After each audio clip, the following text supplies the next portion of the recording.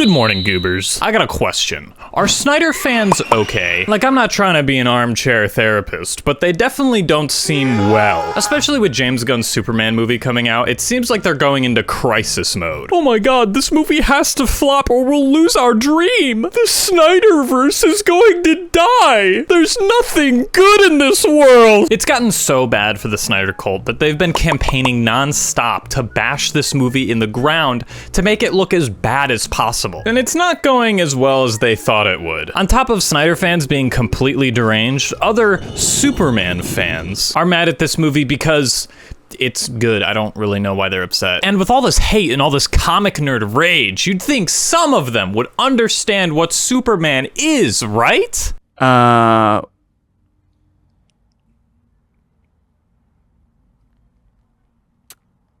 They don't. So today we're gonna be bullying all of them because the Superman movie was good and I need something to hate on.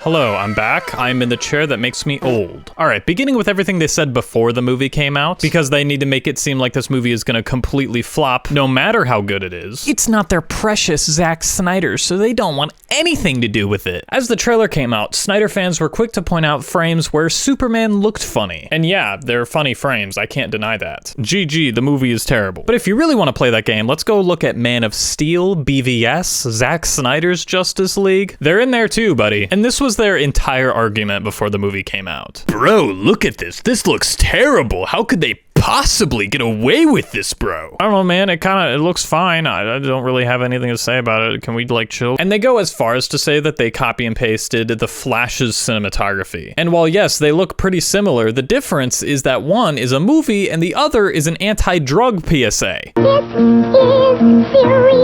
We could make you delirious. My favorite piece of cope going around is when a Snyder fan went to the store to look at the Superman toys to prove that the movie was gonna fail. Okay, so it's 20 to 6, Sunday, June 22nd. Okay, that's when I'm recording this. Barely 2 of them sold. Oh no, he recorded this 3 weeks before the movie came out, and before kids had any time to start caring about the movie. Whatever shall we do? He's ruined. And look at here. Same. But there's hype, right? Oh yeah, there's a lot of hype. Look at that one. Oh wait, no, that's Transformers. There's a lot of hype for Superman. Guys, this movie is definitely cooked. Barely 2, definitely not 3 action figures have sold. There is 0 hype behind this movie. Oh, hold on a second. Yes? Oh, this movie had the 2nd biggest opening weekend behind the Minecraft movie? Okay. I'm going to ignore that. There is 0 hype at all. He then goes on to make another video showing that there's more shelves full of toys. Still don't believe me? Nobody cares, dude. So true, Castello. Nobody cares. Castello, I have a question though. Why don't you, like, get a job? Try working for a change? Maybe go back to your family? Tell your children you love them? You're so old. Where's your wife? Go home to your family, dude. There's also this tweet, which has to be a troll because I don't believe that it's actually true. Went to my local Walmart and bought the very last Superman toy.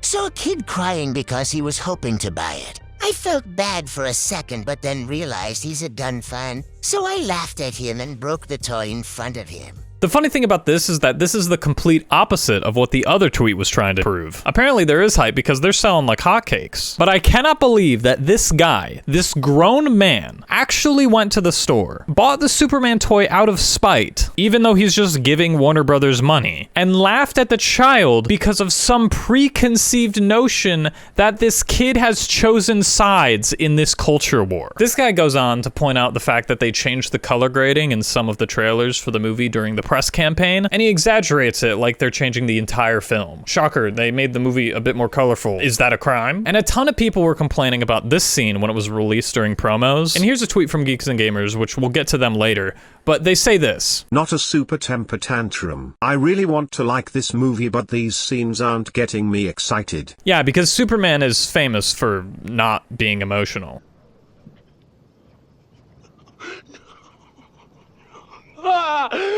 If we take a look at the Snyder Reddit page before it was deleted, we get this incredible protest against this movie. Make sure you're taking notes. Step 1 is to spoil the movie everywhere, which they must have forgotten to do, because I got pretty much zero spoiled from the movie other than like some leaks that I read beforehand. Snyder fans, you gotta step up your game a bit. The second step is to review bomb, baby, which again, they must have forgotten to do because the scores look like this. Where's the bots, guys? I thought you guys were like good at that. This Reddit post even caught the eyes of James Gunn on Instagram, and he just commented by saying, "Lol, I think we'll survive," which is just brutal. Anyway, the movie came out and it actually ended up being pretty good. And the problem is that Snyder fans can no longer argue against the movie in good faith, and they have to fall back on box office numbers and pretty much just petty points that they use all the time that don't hold up to like 5 seconds of critical thinking. They're very quick to point out that Man of Steel, adjusted for inflation, outperformed this movie. Now, there's a couple problems with this comparison. Man of Steel was riding off the hype of the Dark Knight trilogy, and it was rumored that this movie was actually going to be canon to that universe. It was also the first true reboot of the IP in the last like 40 years. DC was in a pretty good place in terms of audience optics. Superman 2025, however, is coming off of the failure of the entire DCEU, a universe that culminated in absolutely nothing happening and dying in the dark, a Justice League movie that bombed twice, and a cast of characters who lacks any character. They haven't been doing well with general audiences at all. And for the past 5 years, the industry has been fighting tooth and nail against this superhero fatigue. So with all that said, Superman 2025 is doing pretty well right now. But none of this really matters because box office numbers and how much a movie makes is irrelevant to the movie's actual quality. Transformers 1 is the best Transformers movie ever made, and it didn't even gross $5. Now, some people, like ultra-biased Snyder fan here, is quick to point out that 2 years before Man of Steel came out, Green Lantern was released. And this somehow proves the DC is at its peak argument that I just made. All I can say to that is that there's a difference between one movie coming out being bad and several movies coming out destroying the reputation of an entire studio and a cinematic universe. So let's see some of these arguments that ultra-biased Snyder fan and other Snyder bros have been making in regards to the movie itself. More people died in this 1 minute of Man of Steel clip than the last 10 DC movies combined. Stakes are no longer a thing in CBM filmmaking where world-ending events are happening and the thesis is good versus evil. Evil ain't eviling. So I don't know if Ultra knows this, but just because people die doesn't mean the movie is good. Oh my god, I forgot to put my glasses on. How will they know if I'm smart? If anything, the problem in Man of Steel is that people are dying and Superman is either not doing anything to stop it or directly contributing to the destruction of Metropolis. Then there's this guy named Stem who forgot that the city was evacuated during the movie. The evacuation of Metropolis is shown to be pretty fast considering they're evacuating an entire city. But there's a couple things to defend this. One is that I think evacuation would be pretty common given how much happens in this city alone. So I could see Metropolis doing yearly drills to learn how to evacuate more efficiently. And there's also the point that people are still evacuating by the time Superman is fighting Ultraman. So I'd say it's safe to say that Superman is purposely only fighting in the parts of the city that have already been evacuated. But ignoring that, this main argument doesn't even matter. It brings me back to the point in Man of Steel. People dying is not the problem. It's Superman when he's not doing anything to stop it. What can Superman do here? The city is splitting in half. Stem then makes this argument about the Justice Gang, which some people have agreed with and spoke about this as well. Supposed heroes torturing a creature that was just panicking about being in unfamiliar surroundings while Superman enables it. If Snyder did this, y'all would call him a terrorist. Just to make this more clear, because they clearly didn't watch the movie or are just refusing to understand it. In the scene itself, the Justice Gang are depicted to be wrong. In the eyes of Superman, aka the main character, the Justice Gang needlessly harms the kaiju and kills it without considering other options. This is like elementary levels of character dynamics. Open the schools. Stem also says this: there is nothing remotely as hopeful as this scene in the entire Superman 2025 movie. Which is a scene he's referencing from the Snyder Cut when Superman puts on the black suit. And other than aura farming, this scene really doesn't do that much. Where Superman actually allows Superman to be a character. There are so many scenes of this movie that out-hope the Snyder Cut. You got the interview scene with Lois, the Pa Kent scene, the building catch scene, the Lex versus Superman scene. This movie is hope maxing, and it is undeniable. But Stem is just a guy who hates fun because look at this. If this is true, People adopting a dog because they saw one in a movie is very fucking dangerous, TBH. Is bro against people wanting dogs? Is bro just against whimsy? I hate to be that guy, but it truly looks like you just hate fun. There's also this post about the canon change in the universe. Guns jaw is a disgrace and disgusting. Donners, help the people of Earth, my son. Snyders, do not let them make the same mistakes as us. Guns, rape them hoes. Argument of adaptation, it does not matter. Also, this is incredibly misleading because in the actual movie, Jor-El doesn't actually tell him to rape people. I think I'd actually go further than this. Can I have a hot take? Is this a safe space for me? I like this version of Jor-El, and honestly, it might be my favorite version of all time. I am sick and tired of this dumb AI bot of Clark's father walking around the fortress and telling him what to do. It's boring and, most importantly, lame. It's honestly my least favorite thing in the Superman mythos. Jor-El doesn't mean anything to Superman. And that's what I like about this movie, because it clearly takes a stance on the fact that Pa Kent is a bigger influence and bigger part of Clark's life because he actually raised him. Kal-El, no! His name is not Kal-El. That name means nothing to him. His name is Clark Kent. Also, I was sent this tweet that Sheev Talks found, and it's just so funny. Imagine if that money went to cancer research instead. Like, what do you want? Like the guy got paid. Like, what? I don't even know how to respond to that. Like, breaking news, a really, really good director got paid a lot of money. What's the matter with that? But actually, if we do a little research, we can search that Zack Snyder made around $14 million from making Man of Steel. And if we really want to be pushy and play this adjusted for inflation game, then he made significantly more than James Gunn. So what game are we playing here, guys? Do we really want to go down this rabbit hole of saying, oh, the movie should have been sending me shut up. I want to talk about Geeks and Gamers for a second because they went on to Piers Morgan's show, and if you don't know who he is, he's a British rat who moved to America and at best has no real opinions of his own and just invites people on his show so that they can make the content for him. And in this video, he does that exact thing because he hasn't even watched Superman. He brings on Geeks and Gamers along with Nerdrotic and Chris Gore, but the crazy guest is Dean Cain, a previous actor for Superman who is in Lois and Clark. You know, the idea they start talking politics and Superman is an immigrant. Superman's actually a refugee and was adopted and assimilated into American culture. Hey, Dean, what category do you think that falls under? Think really hard about that. Do you just think they aren't that thing? Are we just going to ignore the meaning of words? Words do still have meaning. I did not like this movie at all. This movie drove me crazy because Superman is very weak in the movie and he's always in a defensive state. I'm not sure if there's anything wrong with that. And in fact, I'd say that that's how most heroes operate. If a hero just starts attacking people for no good reason, he is no longer a hero. Jeremy, do you not understand that? Also, this men are weak agenda that he's trying to push is also not true because Superman punches a guy's teeth out, among other things, and Mr. Terrific takes out an entire camp's worth of soldiers. You playing on your phone? No, I'm not playing on my phone. I'm taking care of business. I'm not studying what you're talking about. When you start to pick it apart,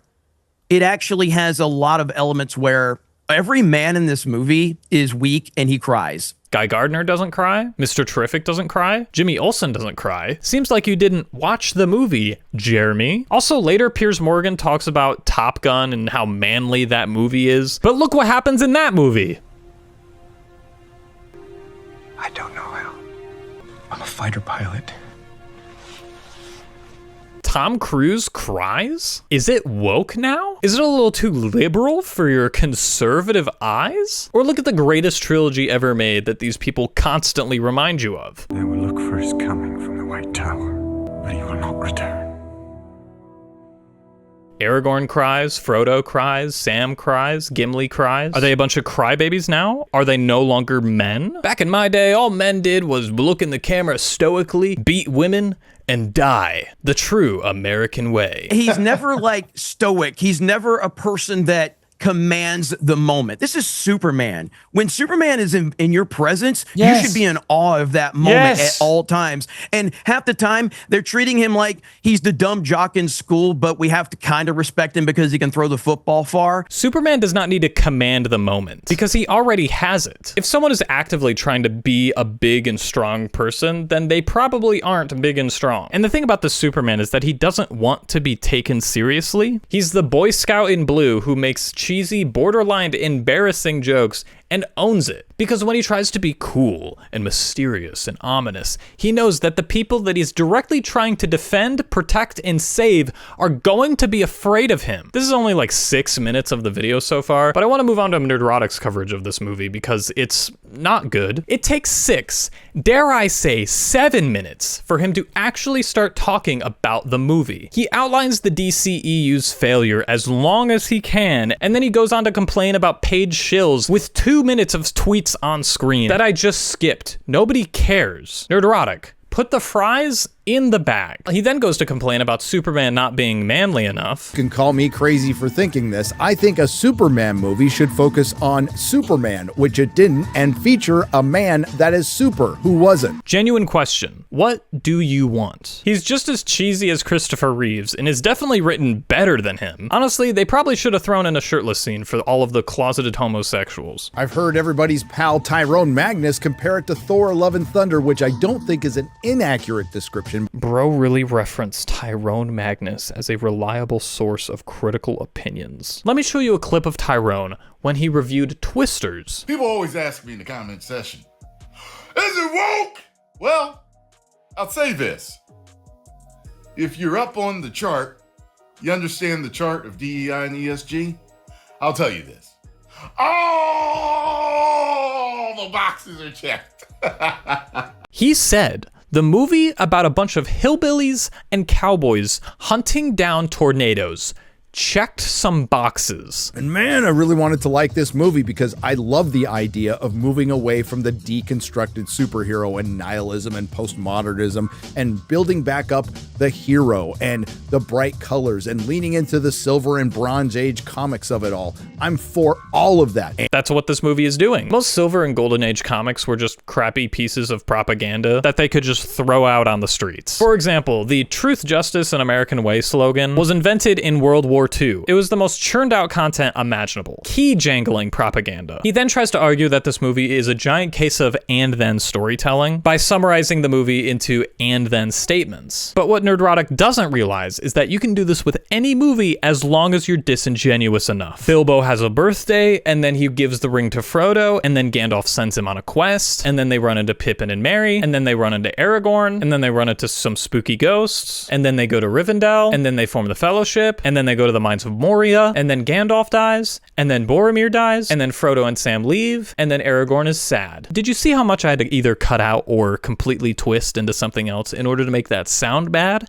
It even hurt me. That's exactly what he just did. He ignored, like, the entire movie. Yo, it's editor Andrew. As I was editing and ready to export this video, a lot of Snyder fans continued to make really, really weird arguments. So that's why I'm here. Also, I'm here to cover Ben Shapiro's video, which that'll come soon, so don't worry. So this tweet that I'm about to cover requires some context to set it up. First, we have this tweet from Bradley that says this. The funniest part about this is that Lois is technically pregnant with Bruce Wayne's kid here. Because if you look at the Snyder leaks for Justice League 2, that's correct. But then a Snyder fan decided to quote tweet that with this, which is just the same text, but this scene from the new Superman movie, which I guess he's just ignoring context now. I don't get why this could be funny. I guess he's just dodging the conversation about what that leaked script is, because if you read it, man, it's a doozy. Speaking of the sequel, we get this tweet from Orion. If they will not restore the Snyderverse, then we will.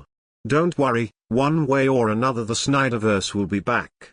We will use the new ways. And paired up with this is a video of an AI-generated clip of Darkseid, which I'm not going to play because that's disgusting and gross. What's funny about this tweet specifically is that the Snyder cult always advocates for Zack Snyder's vision in his art, But at the end of the day, they don't really care about his art. They just want their cape slop on screen by any means necessary. At the end of the day, they will ditch Zack Snyder and his vision if they have to. Honestly, it's pathetic and disgusting. With this next tweet, we also need to build some context. So we got this tweet. They think if it fails, it means the Snyderverse will somehow return. Which is then retweeted by Stem that we were talking about earlier. Nope. We just want your film to fail. It makes us happy. And he adds a picture of the bald evil guy from Rebel Moon, which if you haven't seen Rebel Moon, oh boy, that's a whole other thing. Not to nitpick your Twitter etiquette here, but couldn't you just take the tweet and repost it with that image of the bald evil man? Listen, I'm not a doctor, but I can't read anything here. All I read is the Snyder. I'm not clicking on an image, bro. Also, the thing that he's actually saying is also cope, because he acts like this movie is failing, which it isn't. It's doing fine. Now let's sidestep into a video by Local Scriptman, or as he goes by now, Local. He's been doing a rebrand recently because he's definitely not going insane, but he didn't like Superman, so he made a video about it with an AI-generated image. Nice, bro. We're only gonna be looking at one of his arguments because I think it's just bizarre. The dialogue in this film absolutely curdled my blood. Imagine you get Nathan Fillion in your movie, and his first line is, "Everybody clear the area." Not going to lean into the actor's strengths at all. Not going to give him a memorable first line to tell us something about the character. No, just "Everybody clear the area." Did you see what Big Mouth did with Nathan Fillion? They turned him into a repressed kid's hallucination fantasy, and he's one of the most interesting bits in the whole show. Isabella Merced's first line is a screech, and then her second line is also a screech. And then James Gunn makes her say, "Ah, my leg!" And that's the introduction of the character. Do you not know how to introduce? I don't know really what he's trying to say. Oh no, Guy Gardner's first line wasn't like iconic enough. Okay. I don't know if he knows this, but a lot of characters don't all have banger first lines. To go back to Lord of the Rings again, imagine if Gandalf just walked into the Shire and just said, "Fly, you fools." They'd ban him from the village because he's senile. Or imagine the first time we see Obi-Wan in Star Wars in the desert, and he goes up to Luke and starts yapping about the fact that, "If you strike me down, I will become more powerful than you could ever imagine." Luke would run away in fear. These iconic lines need to be built up to the point where they can be iconic. Guy's most iconic line in this movie is probably when he's going to Definitely Not Palestine, and he says, "Sorry, Superman can't make it, so you guys get the upgrade." And then he green hand flips off a tank. Like, that's pretty baller. So yeah, that video is pretty bad. I'm not gonna go over it that much anymore because I wanna get to Ben Shapiro's video, because oh boy, it is a video of all time. Central question of Superman has never really been handled by any movie, and it's certainly not handled here, which is, why should one person be given this much power? And the answer is, he shouldn't, unless he is essentially just a metaphor for what makes America awesome. This is why America, for example, should be a world power, because America is better than other countries, and people who live in accordance with Americanism make the world better if they have more power. That's why America is good, because otherwise, Superman is bad, and Lex Luthor is right, and we should restrict his power, and we should jail him, and we should check and balance him, and we should not let him be free. So the reason that Superman is good is because America is good. And the reason that Superman can do whatever he wants is because America should be able to do whatever it wants. Ben, please think to the end of that thought. It's not a good one. Also, I'll say this, which is what I'll wrap up this video with. If all you want is for Superman to be a symbol of how great America is, you are not an advocate for art or media. You are an advocate for cheap propaganda shoveled into people's mouths. And Ben can be thrown in with all the other grifters that are talking about this movie. Not so the Snyderverse people, because they're just stupid. The grifters don't want art. They want slop entertainment given to them so that they can feel masculine and manly. But yeah, that's pretty much it. I don't really have anything else to say, so Superman was good. Thank you to the members. Join if you want to, it's only $2. All right, I'm at 5 points on my hand. Goodbye.